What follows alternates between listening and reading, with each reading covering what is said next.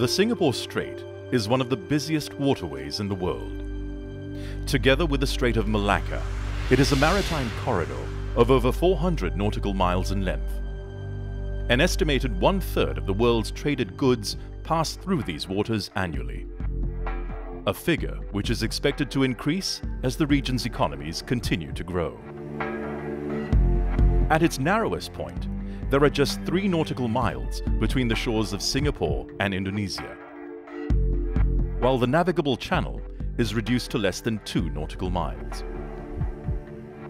Safe Passage in the Singapore Strait is a set of 2 videos and an interactive training module.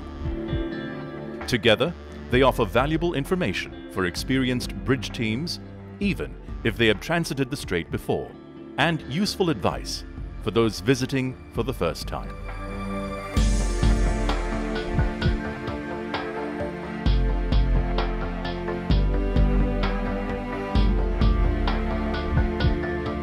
There are around 1,000 ship movements each day in the Singapore Strait. As a result, watch-keeping officers can find themselves having to deal with traffic situations involving a wide range of vessel types and sizes.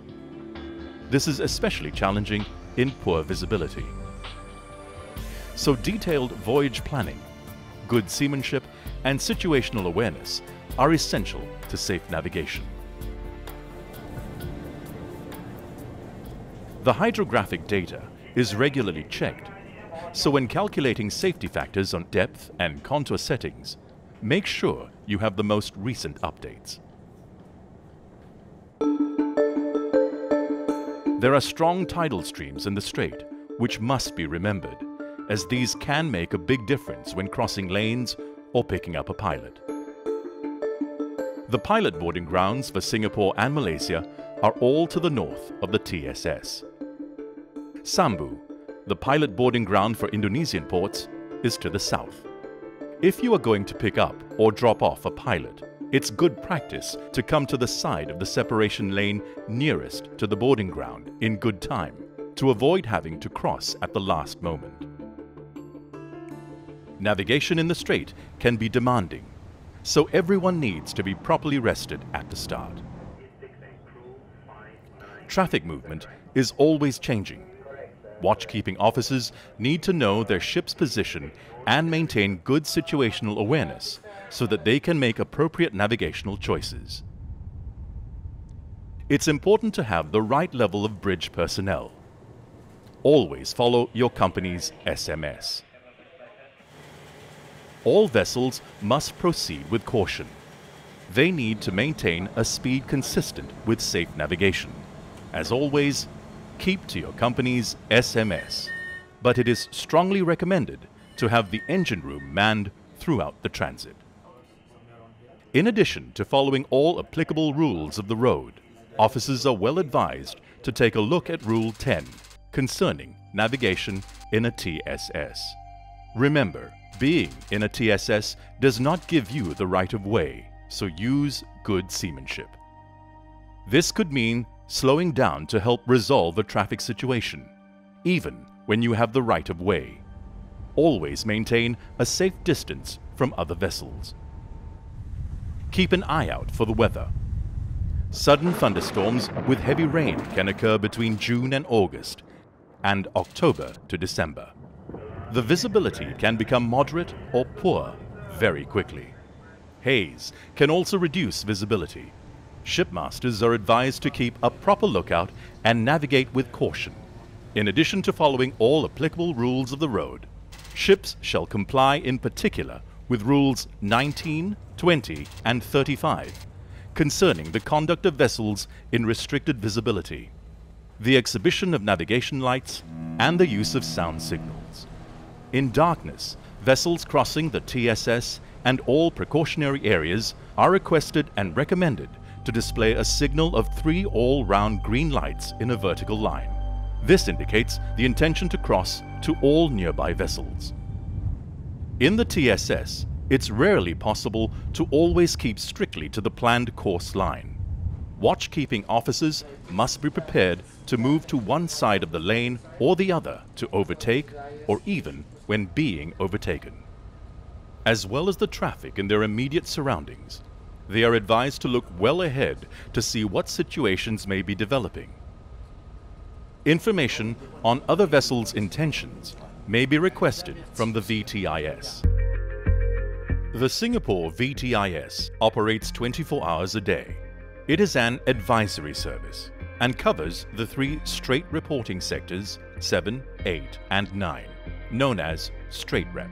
Reporting to it is mandatory when going into a new sector.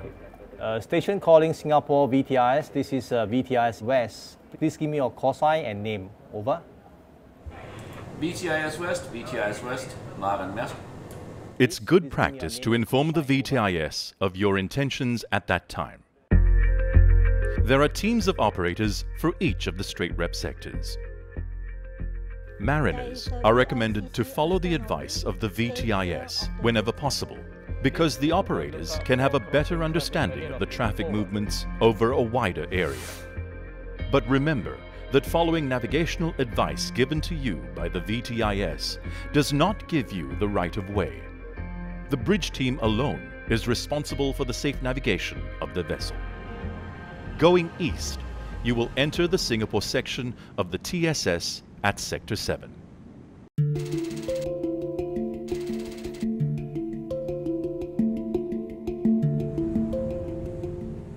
Entering Sector 7, it's mandatory to report in to the VTIS on VHF channel 73. If you are transiting, you will be asked for information including your destination and whether you are carrying any dangerous goods. If you are, they will ask for details of IMO class and weights. You will not have to give this information again during your transit, as the VTIS pass it on from sector to sector. If you are going into the Port of Singapore, they will already have this information in the pre-arrival notification. There are 4 precautionary areas in the Singapore Strait where you may encounter a high density of crossing traffic. Eastbound. The first of these is at the start of the sector, where many vessels may be crossing at all angles. Take care, as smaller, local vessels may not strictly follow the rules of the road and may not answer VHF calls.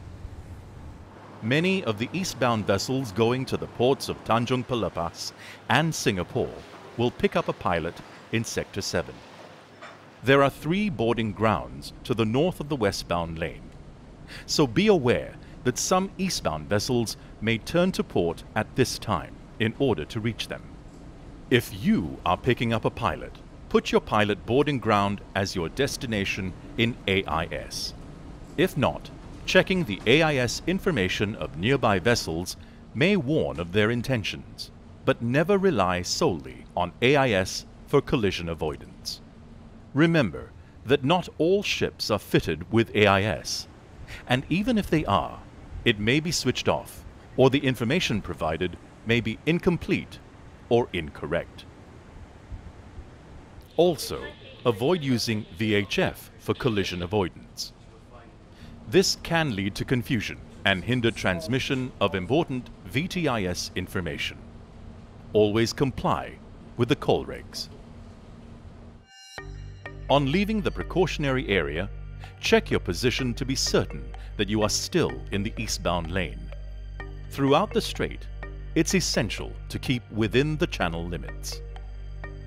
To the south of the TSS at this point, there may be some ship-to-ship transfer activity in the anchorage. Be aware that in the dark, ships' navigation lights may be obscured by the working lights from these vessels and from the southern shore. Other vessels may be joining the TSS from the Durian Strait to the south and the Nipa anchorage to the north. Keep a good lookout. High vigilance is recommended, especially during the hours of darkness. There's a sharp alteration of course north into the Phillip Channel at the Raycon Delta. Be aware of the risk of converging traffic during the turn. Also, be sure you start the turn early enough, as there is shallow water outside the channel. This is also the start of the deep water route. If your vessel draws less than 15 meters, you are not classified as a deep draft vessel. So come to the starboard side of the Phillip Channel early to avoid impeding vessels going into the deep water route. VLCC and other deep draft vessels shall maintain an underkeel clearance of at least 3.5 meters at all times. They are advised to navigate at a speed of not more than 12 knots and to avoid overtaking. The channels are narrow and frequent checking of position is recommended. Navigational aids to help you do this include the raycons at Takong, Karang Helen Ma, and Karang Banteng. Shallow draft vessels may use the deep water route if there are no deep draft vessels in it. Please notify the VTS if this is your intention. Be aware that vessels may slow down or even stop in the TSS in the eastern part of Sector 7 and also the western part of Sector 8 to take on stores. Never be complacent in the TSS. Keep a proper lookout at all times. Avoid trying to guess at other ships' movements. The next sector is Sector 8.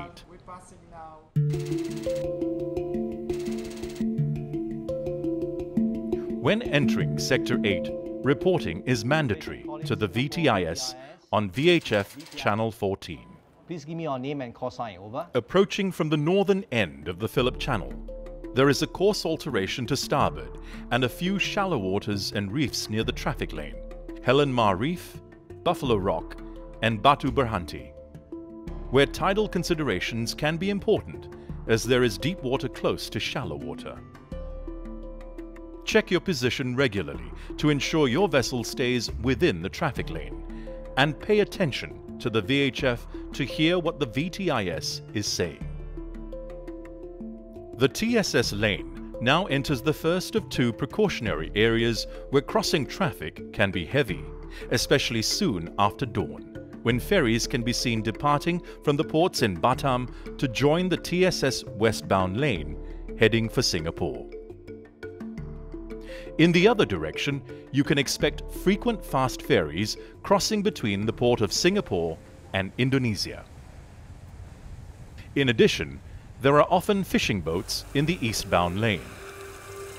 They usually start fishing in the early hours of the morning. These small boats are not visible to the VTIS's radar nor to your ship's radar. Their movements can be unpredictable. They may not be displaying the correct lights and shapes.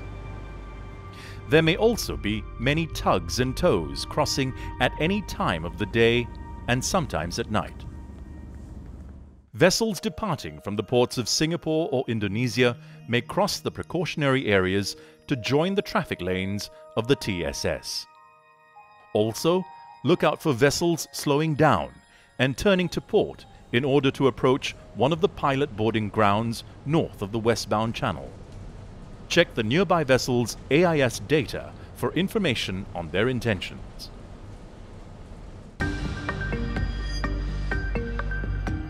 There are 5 pilot boarding grounds to the north of Sector 8.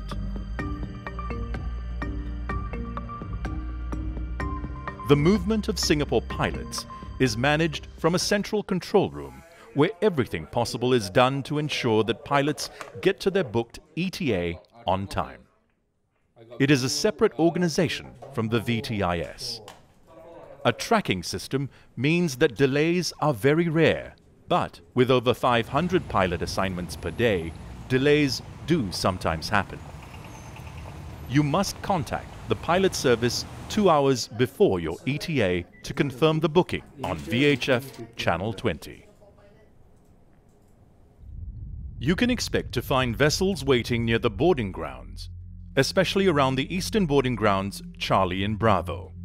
Vessels are advised to calculate and adjust their speed in the hours before arrival to avoid having to wait near a boarding ground and cause congestion. When approaching the boarding grounds, it is strongly recommended that they should do so at a safe speed, following all applicable rules of the road.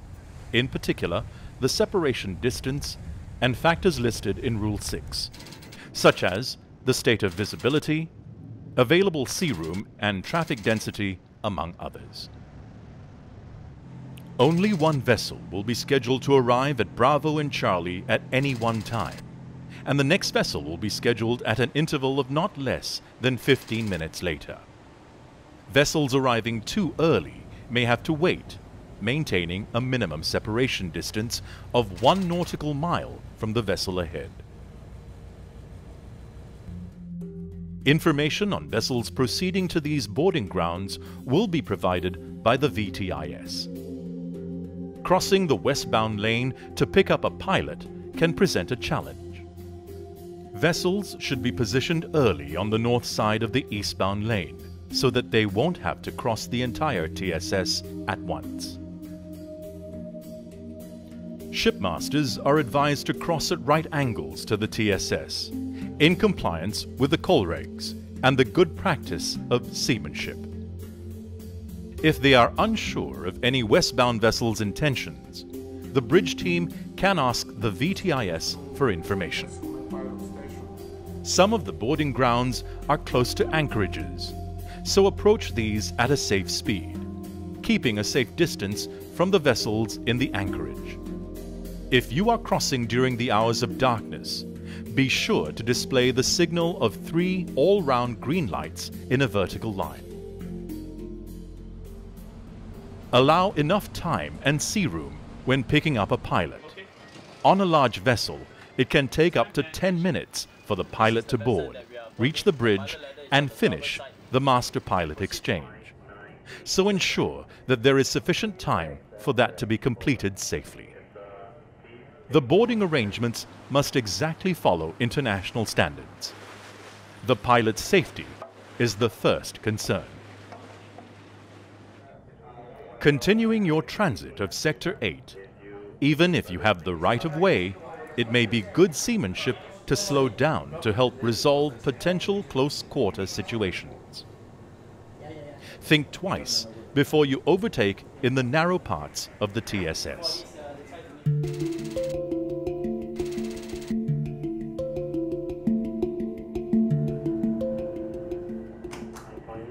When entering Sector 9, reporting is mandatory to the VTIS on VHF Channel 10. Sector 9 is generally less crowded than Sector 8, as the TSS is wider.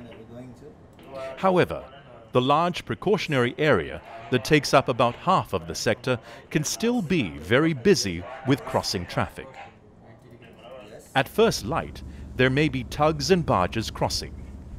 Fast ferries may cross at any time. You must be aware of them and know where they are. And look out for vessels entering and leaving the East Johor Strait to join the eastbound lane. Near the wheelover point towards the eastern end of Sector 9, the lane narrows slightly. Beware of vessels converging. There can be eddies when the current is running strongly, so it's good practice to avoid the shallow water near the eastbound channel's northern boundary. Passing Horsburgh Light to starboard marks the end of Sector 9 and of the Singapore Strait.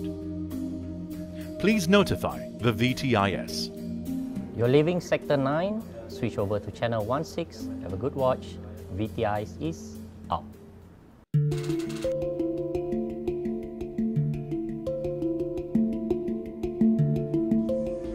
Detailed voyage planning, good seamanship, and situational awareness are essential to safe navigation in the Strait. Make sure your bridge is adequately manned as specified by your SMS. Maintain good communication with the VTIS throughout your transit. We hope you found this video helpful. Have a safe passage.